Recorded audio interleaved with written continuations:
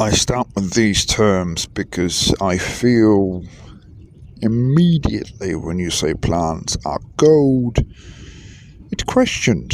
It's questioned by ourselves, it's questioned by listeners, it's questioned by anyone who sees that title. Plants are gold, soil is future. So let's begin with that title, Plants are Gold.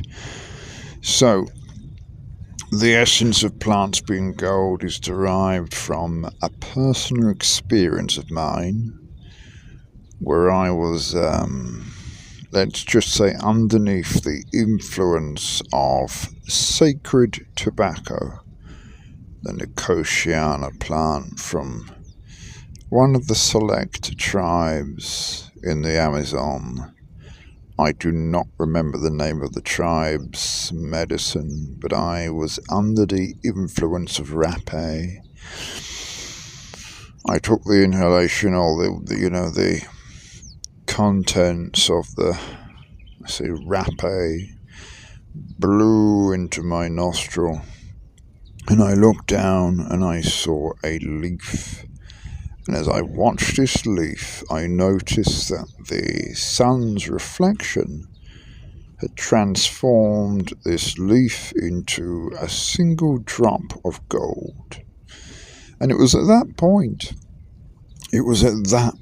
I started to look at leaf flora, plants, fungi even, everything to do with soil differently.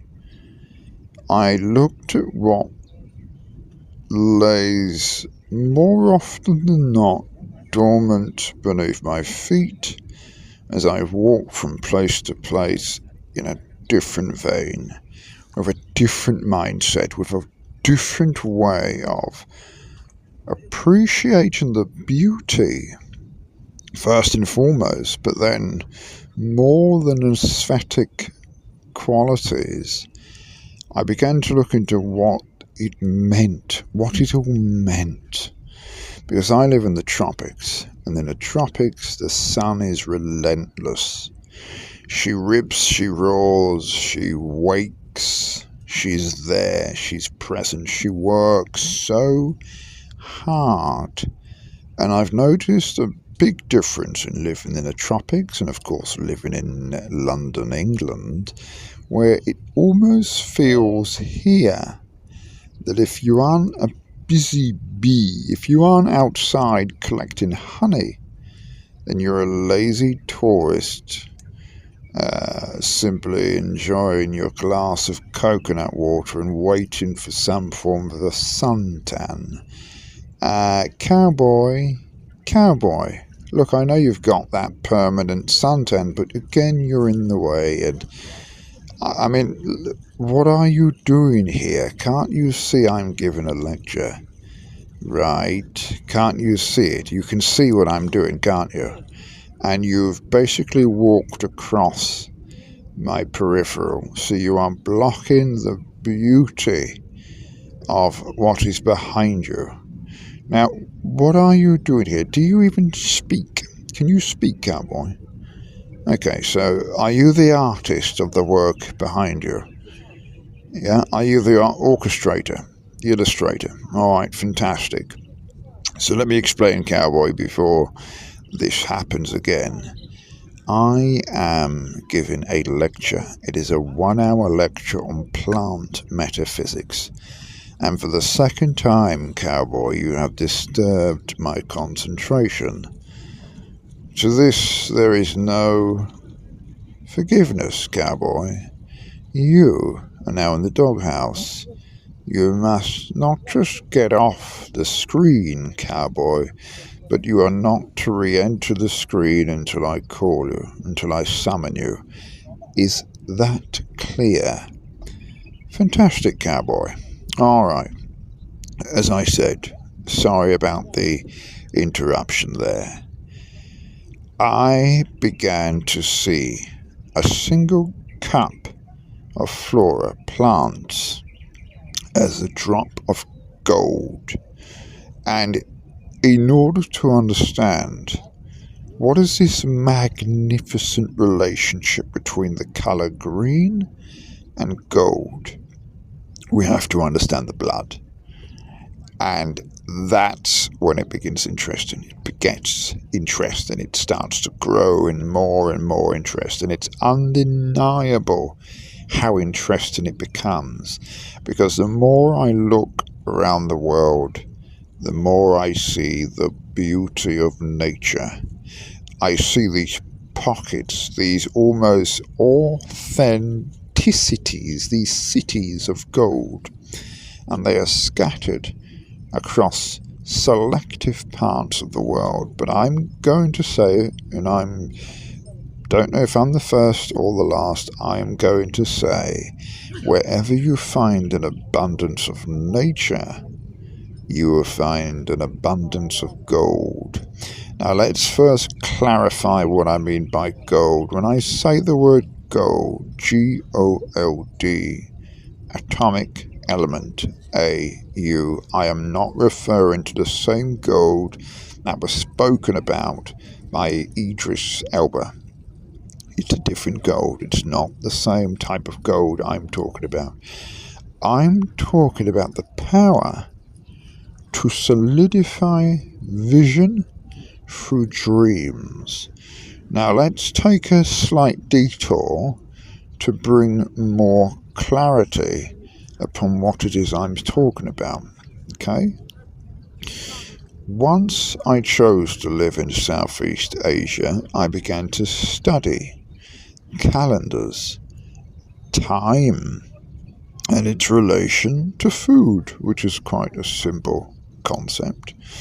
But in Indonesia, they have the Pawakan calendar, they have the Saka calendar. These are calendars which are governed by rice cultivation. I believe the Pawakan specifically is governed by the actions which are surrounding the practice, the regular practice of rice cultivation. And of course, I began to look into the Indian version of this, which is the older version, I believe. And then from there, I studied very briefly. I had a look into dream time, which I call dream time technology of the ancient Aboriginal. And all these smaller elements began to piece together. I also looked into Mesoamerican, early ancient South American logic of the 5 suns and the 5 characteristics of the sun and the hero twins, and the stories go on forever. But what I love doing more than anything else is chopping away the edges, finding the core of mythology and piercing the meat from end to end. So what I'm doing is I'm compounding the parts of the mythology which could be true. And that's interesting to me, because if it could be true, then it's now walking across the thin line between fact, myth, history, reality, and possibility. And that line is majestic if it can be walked properly. Not saying it's easy, because you need a lot of data, a lot of information, a lot of knowledge to get it properly done. But often, when you are able to string together the past with the present with the future, it begins to raise eyebrows, particularly starting with your own. So, moving on to this fusion of knowledge, living in the tropics, witnessing the efforts and works and pressure, temperatures of the sun, a lot of logic began to spiral around me and come into full circle. And I feel just with that in mind, just with that perspective, you can probably get the gist of things as to why it actually mattered to me to know why I had this vision of green becoming gold. It was a vision, and it lingered and stayed with me, and one could say it changed my life, because it did change the way I eat. Now here we are. I'm going to venture into the most important part of this 1 hour lecture, which is the understanding that dreams, if they can be solidified, power the world around us. That includes everything from banks to substances to orders to economic reforms. Everything, every idea, everything surrounding us is powered by solidified dreams. And what I mean by that is dreams go through 5 stages before they become reality, which is their most solidified form. The challenge we are faced with as human existences, and I prefer the term human existences over human beings, is that often our dreams do not make it to 5th stage reality. They do not make it through the trophic levels. They die somewhere.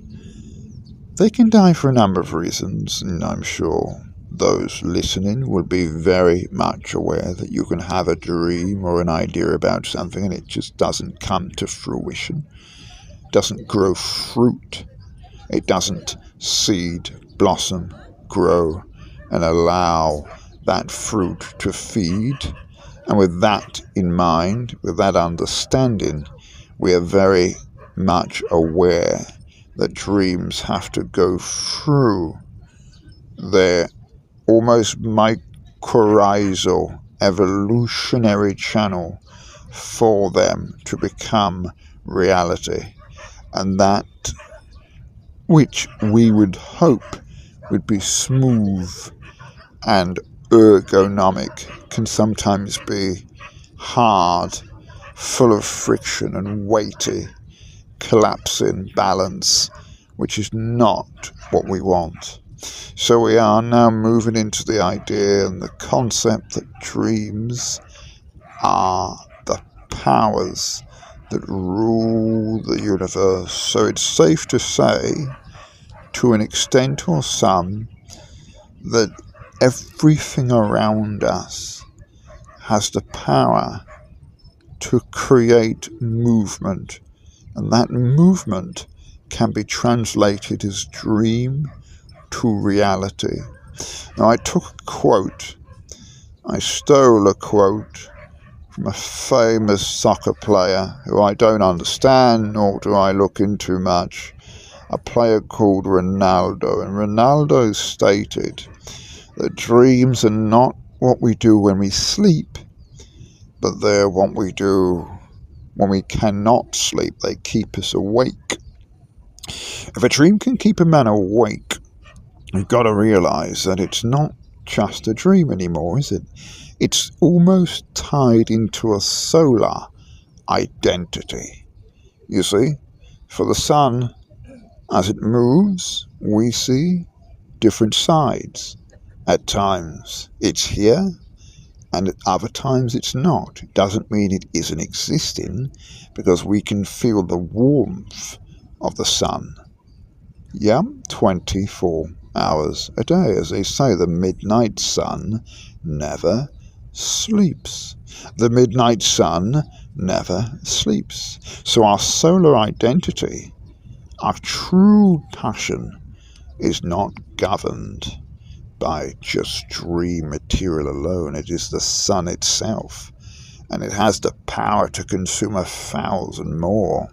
It can turn a man's physiological, spiritual being into a burning furnace, or it can turn it into a fluid, moving lake full of life and full of the power to generate more. So here I am looking at that concept of knowing that dreams are no longer what we believe them to be. These are, as I like to say, an alchemical amalgamation of neutron transmitters, trace elements, carbon, hydrogen, and oxygen working in a perfect cyclical synchronicity around all the actions in our lives and beyond. Now, here is the power for the knowledge of green. What is it that makes, first of all, fruit or vegetable green? It's something called chlorophyll. Now, we see the colours we see not because of internal ingredients as we do with fruits or vegetables, which is very interesting. It means the green of flora, plant life, fruits and vegetables is actually a true green because it has a message, it has a meaning. Now, the green that we find in our nature, of course, is also the green which we find on our dinner, breakfast plates of consumption. So all day, without even realizing it, we are consumers of a type of solar energy, and that's not to be undermined, it's not to be misunderstood. Solar energy, if it truly is solar energy, then it's a part of a system of solar energy. Now, the last time I checked, our solar system comprised of 9 planets, all of those working in synchronicity with each other to produce life on Earth. Therefore, we have food which is governed by solar energy. Now, here is the tragedy.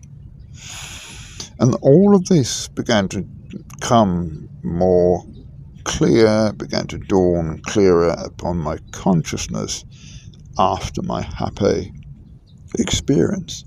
But as I began to drive through the streets on my motorcycle, I began to notice that all of these restaurants, these cafes, these newsagent stores, these confectionaries, everything, not only was governed by plastic, but 99.9999% of food in these environments were not actually food, but substances of food, all with one very powerful chemical which says, "You will return to purchase me again."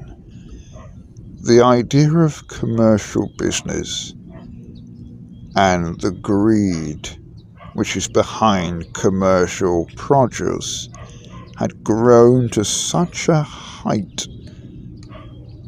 that we no longer second-guessed what we place in our mouths. If a child is hungry, we sometimes pop into a newsagent store and buy them an ice cream or buy them anything on the go, regardless of what's inside that plastic packet. And that is what I find mostly terrifying, is that the further you venture away from food substances, the more you realize how long you have been eating food that did not exist. Now the question is why?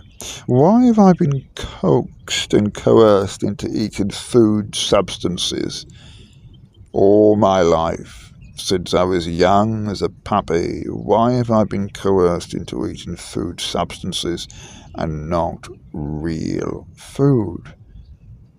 Maybe it means nothing. Maybe it's just the age we're living in.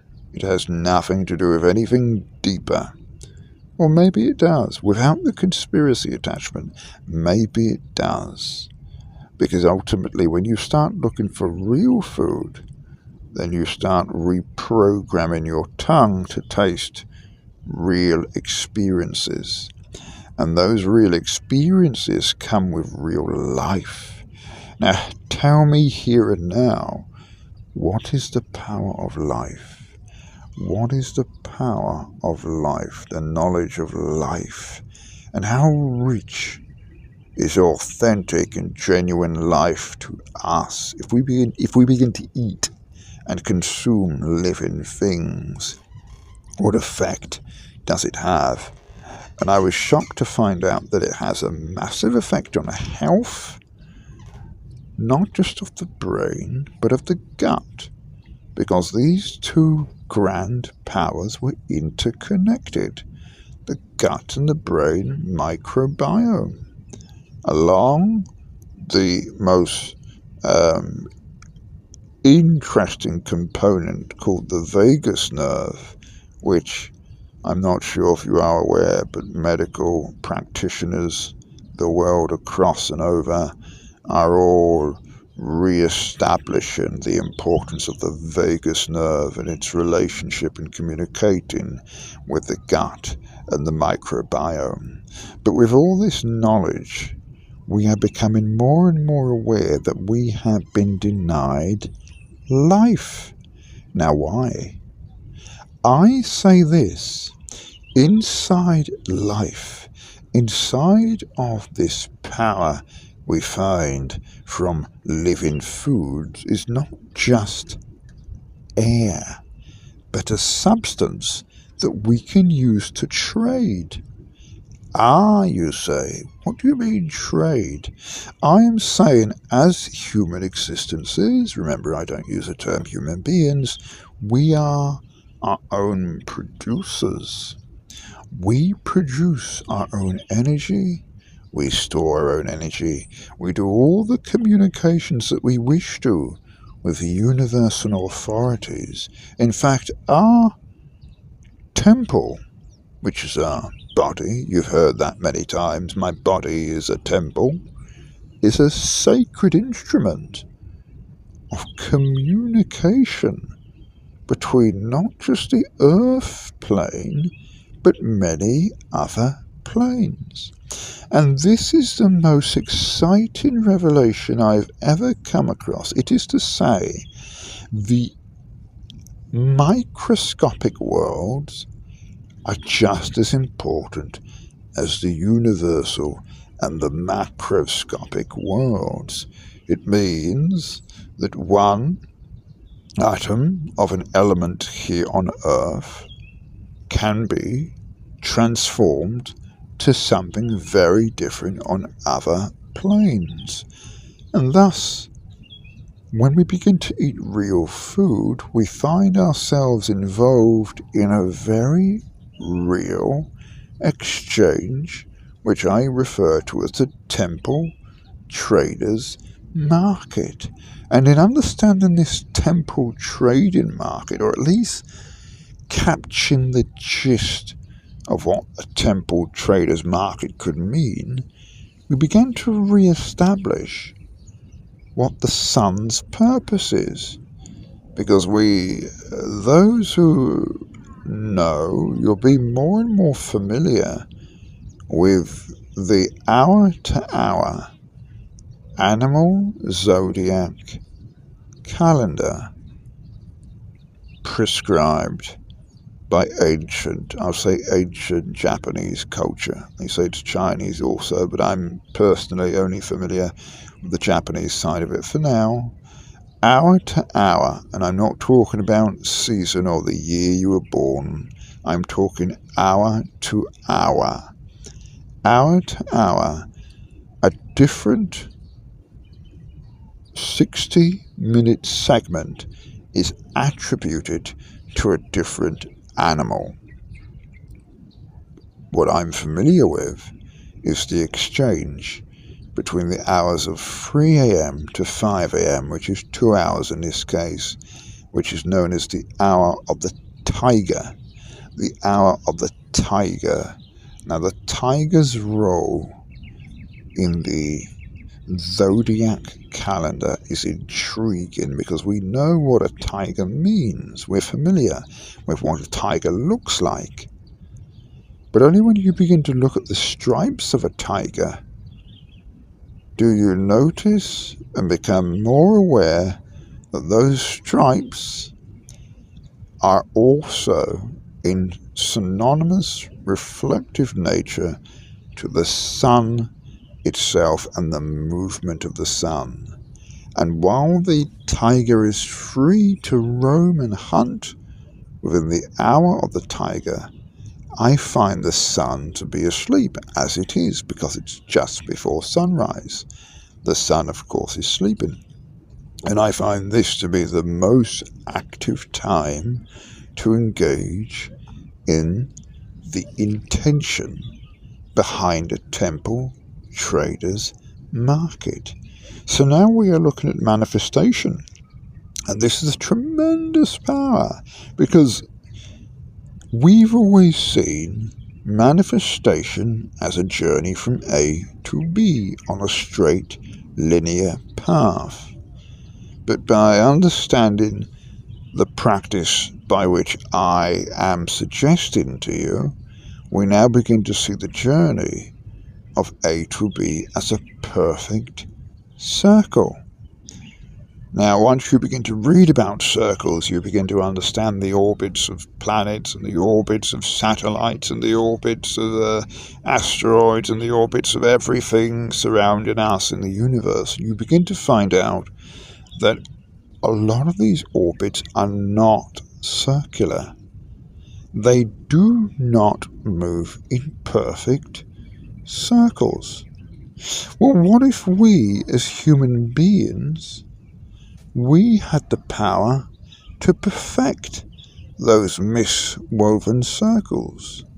Wouldn't that be of great interest to ourselves?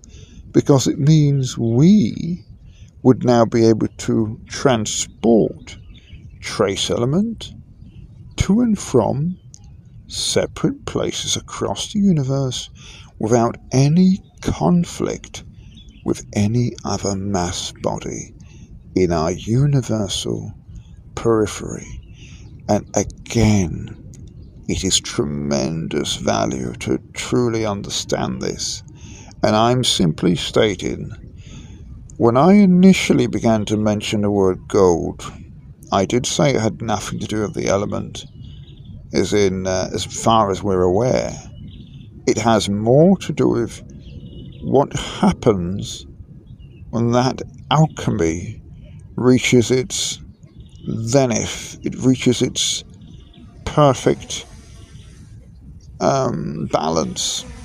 And that balance, that alchemical reaction that generates a luster of gold or a luster of its finest exchange, this power is our energy, which can be transformed into vision. Now, vision, you might say, a lot of people will scoff at vision and say, well, what is vision? Why do I need vision? Why is this gold you speak of so valuable? Tell me, what is vision? And I'm here to tell you this now. Vision, my friend, is the difference between ownership and dependency. Vision is the difference between night and day. Vision is the difference between truth and lie, illusion. Now talk to me. Let me establish what this means. The danger of a lie or illusion. If and when, and it happens to us all, we slip into a state of illusion, what is happening here is we are losing our ability to form perfect circle within the coordinated principle of our own lives. Now, as far as I'm aware, and I always speak in respect to the architects who created this paradigm in its first place, the concept of a mirror is the idea of reflecting two bodies. A reflects B. Now, if A begins to reflect B in ways that are not truly B's identity, then and only then do we have a problem. Because it becomes very easy for B to oversaturate themselves in processes, activities and practices which are no longer of benefit, efficiency, effectiveness, at least not in a positive way. That is the danger of the illusion, or, may I add, the danger of allowing a truth which hasn't proven itself through movement of 5 trophic horizons. And that is when we begin to see the future is governed by soil. I find today that soil, flora, fungi, hyphae, phyla, all of these elements teach us everything we could ever wish to know about life, about success, about growth, and about happiness. We learn more about these elements through soil and through the understanding of soil, simply through what is beneath our feet. The majestic difference between dirt and soil. Now, let's play a game. Soil is made of 4 elements. I always say 3, and most people say 3, but it's 4. It's sand, silt, clay, but it's inclusive of organic matter, which is vital for life, the organic matter. Sand, we know, it doesn't stick together, falls apart, doesn't hold so well. Silt, some may not be so familiar with, quite chic, smooth, but not such an easy substance to work with when growing foods. Hence I said the word growing foods, which is exactly the same logic and understanding behind growing our own bodies, growing our own ideas, growing our own passions, growing our own life.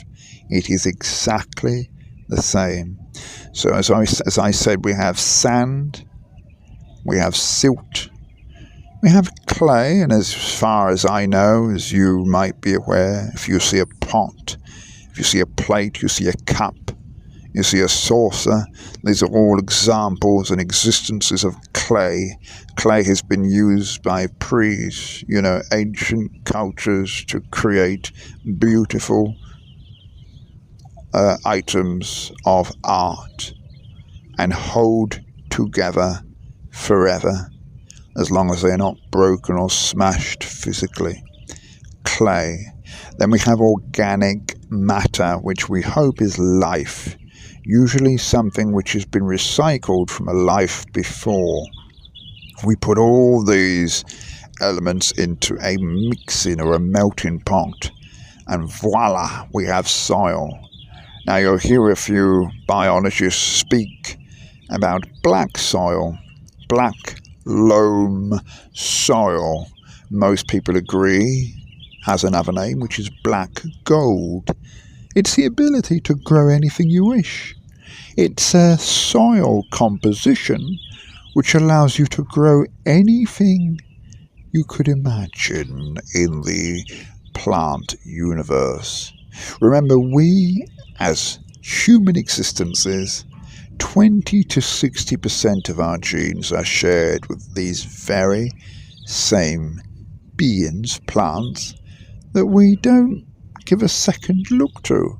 But they also eat, they also die of thirst, they also share knowledge, they also breed life, give life, have relationships, have fights. They do everything any human existence has ever done Only we don't give them much of a look in, I assume, because they look nothing like a human being.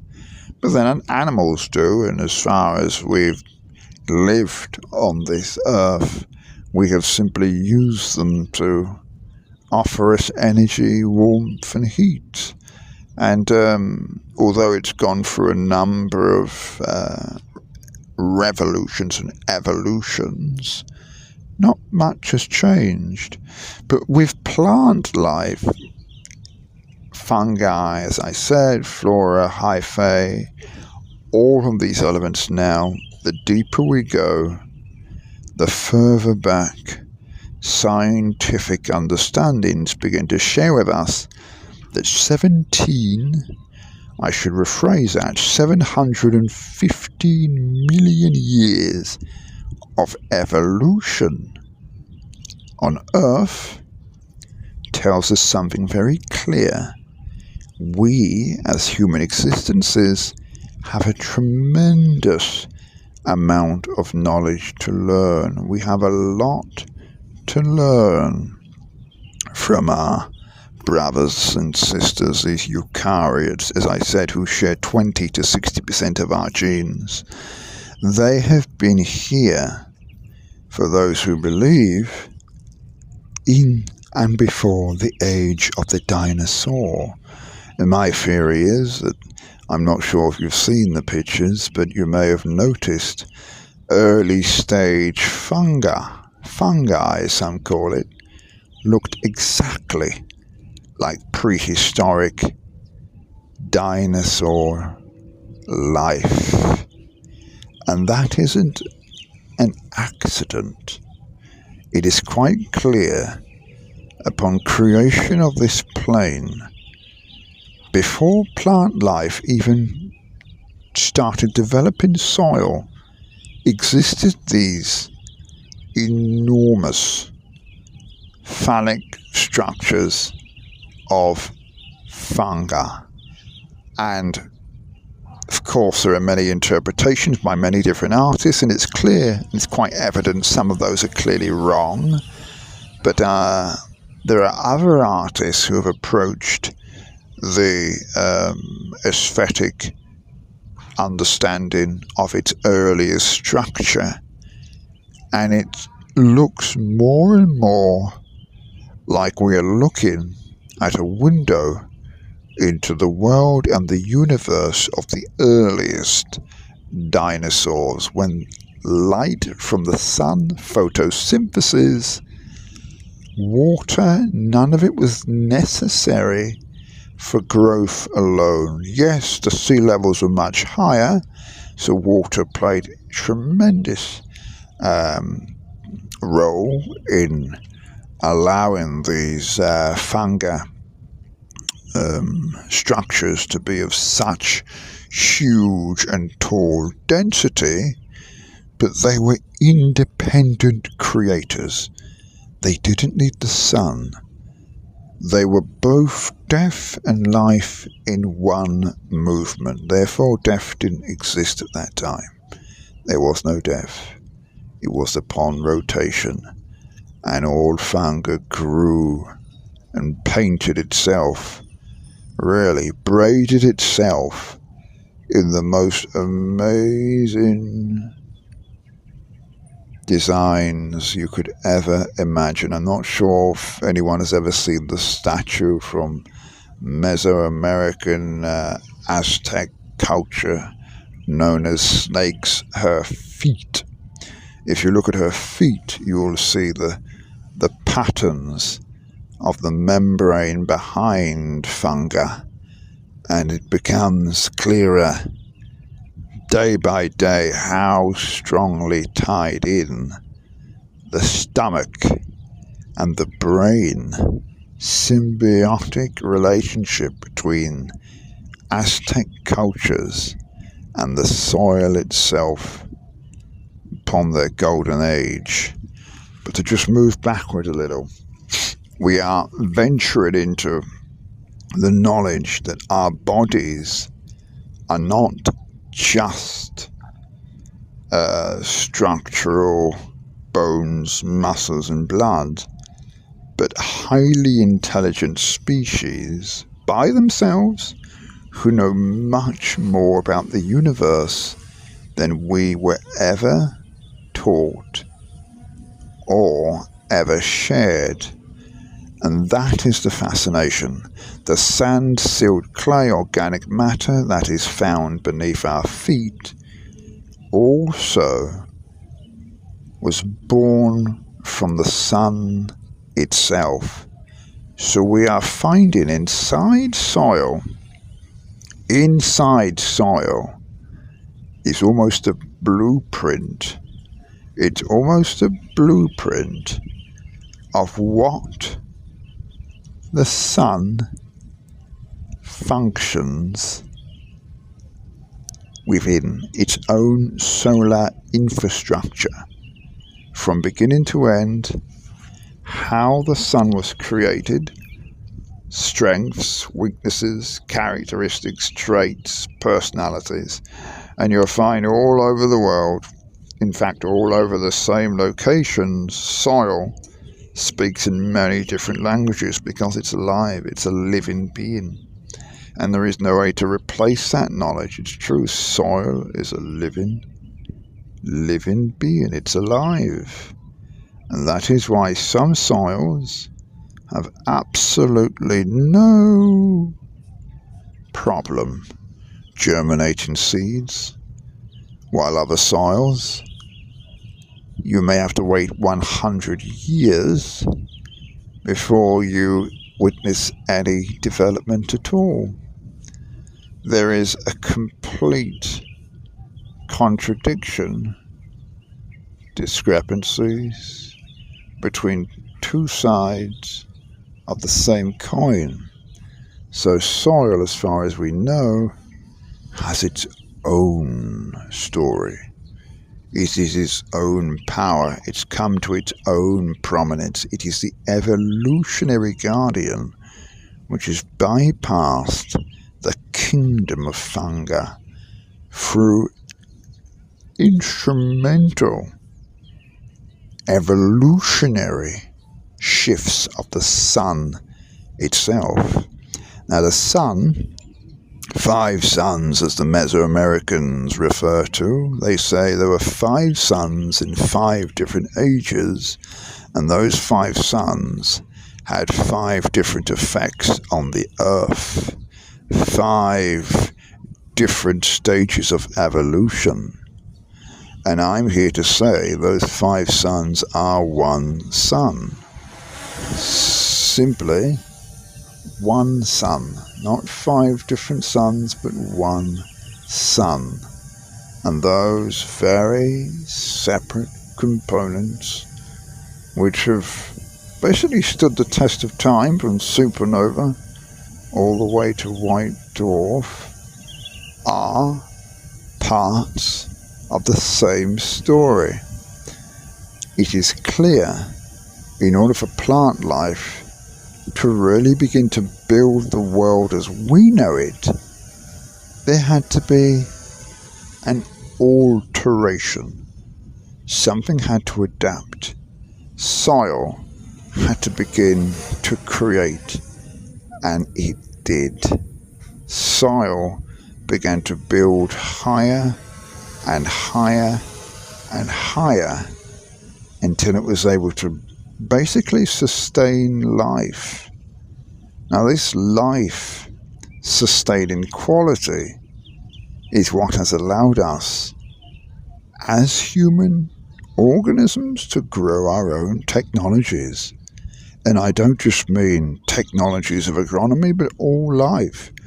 All life has come through the soil, and all disease, all death also comes through the soil. We throw words around like pathogenic, diseases, symbiotic, archaea, nematodes, protozoa, bacteria, mycorrhizae. All these names are fashionable enough and they sound very cool, but often we misinterpret or misunderstand what is meant by pathogenic and antigen, what is good and what is bad for growth, because everything is a byproduct of another. Nothing inside soil acts in isolation. Everything is tied in to the same paradigm. So if something is gone amiss here, it is more likely the case because something has gone amiss there. And of course, again, the commercial powers, the artificial intelligent structures that already rule our stratosphere have said, right, let us bottle the answers to grow things faster and let these chemicals be available to every Tom, Dick and Harry who ever considered agricultural development. And those acids have done nothing but stifle, kill, destroy life for as long as they have been produced. Now there seems to be a regenerative culture that's pushing back against this ideology and says, no, we should no longer purchase these chemicals. We will find ways to do it the natural way. And so be it, and it has been done much more natural. And it works. It's worked in favour of life. And it grows. But of course, there are countless stories of farmers with thousands of hectares who are responsible for the foods of a few tens of thousands of people, where they are simply growing poison, passing it off something else, which then goes through a factory and becomes something else, which then goes through a production house or a packaging house and becomes something else. And along the way, we receive possibly up to 4, 3, sometimes 2% of what that actual food tasted like, because that power inside that food was given life to greater bodies than just ourselves. I am an advocate and a wholehearted believer that the physical body we actually have is a lot bigger in a spiritual sense, and that spiritual size is governed by what we place into our mouths and allow as part of our bloodstream, bones, muscle, and of course system of human existence. So I am here to do a full circle on this lecture, because we are coming to the last 10 minutes and there is so much more to discuss. But just before... Cowboy, yes, yeah, we missed you. You were gone. What were you up to for 10 minutes, Cowboy? What did you do with yourself? Alright. Okay, I can only assume you can't speak, so I'll speak for you. And Cowboy, are you interested in plant metaphysics? Do you have an interest in plants? What's your diet like? I'm going to assume you're eating a lot of fish and chicken. Is that right? No?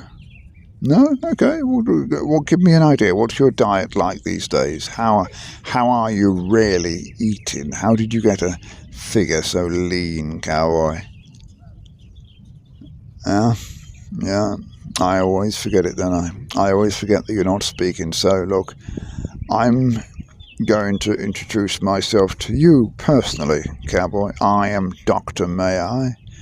It's a funny name, yes. It's a play on the 30-day prescription issued by doctors in May.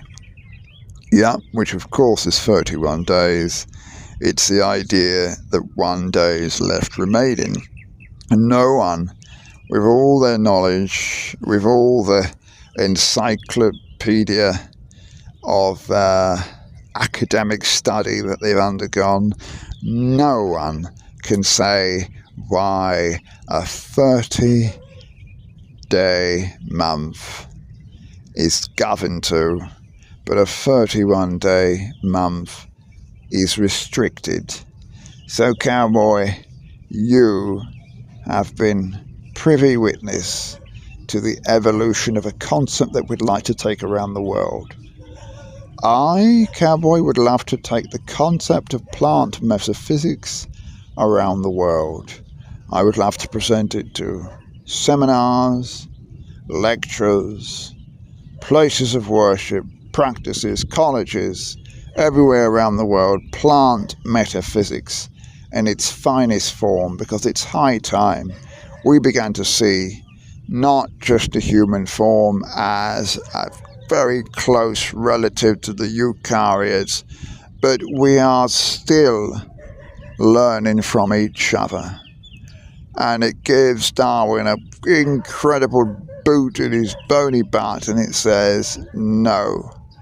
I believe and I know through scientific evaluation that if my body is 90% microbial activity, and those trace elements are found inside the same grand powers that we hear 715 million years ago, then I'm going to assume one thing: our story as a human existence has not been told.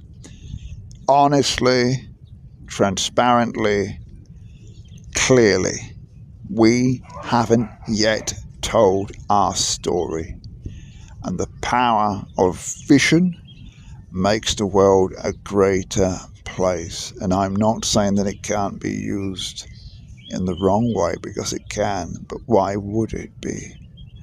Because if you understand nature, you will never again worry about whether or not something will be successful, because you will know what does it truly take for a seed to germinate, photosynthesize, to grow, to flourish, basically blossom and reproduce itself in a way where everything as it once was can be repeated. Success is upon rotation. Once we are in tune with nature, we have no fear of whether or not we will succeed, because we know anything with the right light and energy will succeed. Where we find greatest interest, entertainment, excitement is in the alchemical structure of how to compose, how to transform the concept of just pressing a piano like a 2-year-old child and orchestrating her own composition like a 6 or 7-year-old Beethoven. I don't know what age he truly composed his first songs, and I don't trust history. As far as I've grown in this life, I know what we hear often is designed to sell us a dream, and I'm not always buying the same dream, because as I said before, my dreams are to be protected. One must place armour over the topsoil, and those cover crops can be fabulous cocktails of more than 17 to 19 different species, creating illustrious compositions of companion planting, cycling perfect ratios of nitrogen and carbon, knowing the limitations and, of course, the strengths of each one accordingly. So, cowboy, can we say goodbye to our audience, because we've had a ball? My 1-hour lecture has been a fantastic experience, I hope for you as much as me. You may have heard a drone or two hovering above our head during this lecture, because this lecture was done by a beach beach water, as I'm sure you might be able to see. But Cowboy, I'm very interested in your art. I really love art. I've always been an appreciator of art, and yes, I love what you are doing. A lot of your illustrations look almost like soil, the internal relationship of the organisms inside soil. Was that your original plan here? Was that your original goal with your illustrations, Cowboy? To illustrate the relationship of flora and fungi inside soil. It's fantastic, Cowboy. Now, would you mind stepping to the right for a moment so we can really observe this, these illustrations that you've done in a bit more detail, so we can see how talented you truly are, Cowboy, because I think the world must know. And for those listening and watching, if you'd like to know more, you'd like to delve deeper into plant metaphysics, you will notice that I have cultivated 3 books in a collection. Now, please don't expect 10-year novel reflective attempts of the Goldfinch. These are short books, but in a trilogy companionship, and they are plant metaphysics. So they deal with more than just the story, at times bog standard 2-dimensional story of soil. They go into time travel, they go into sci-fi, they go into poetry, they go into the experience of the transcendental nature of the human existence and its journey.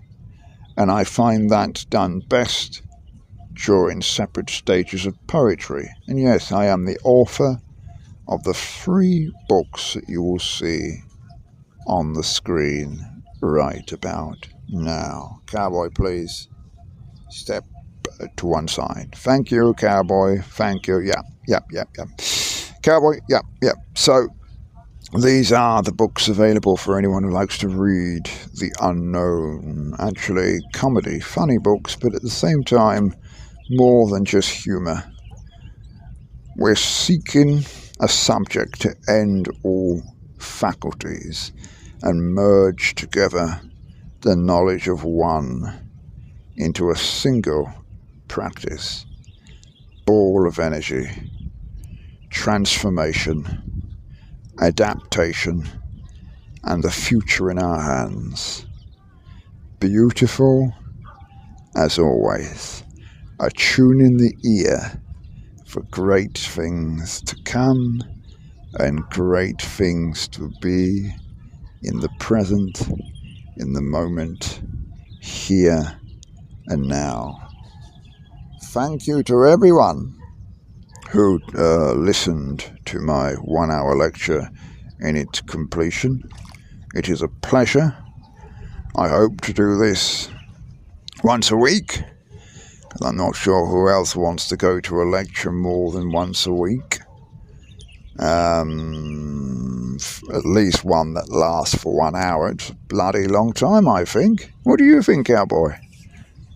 Cowboy, you still about, are you? What do you think of a 1-hour lecture more than once a week? Would it be something you attend? Okay.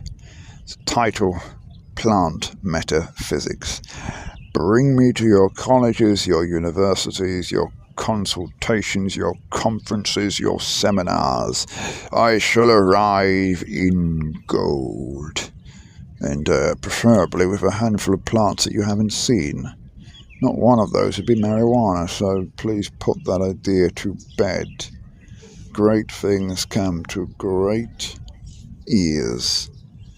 Be yourself before you are anything else. Authentic rules the universe. Authenticity.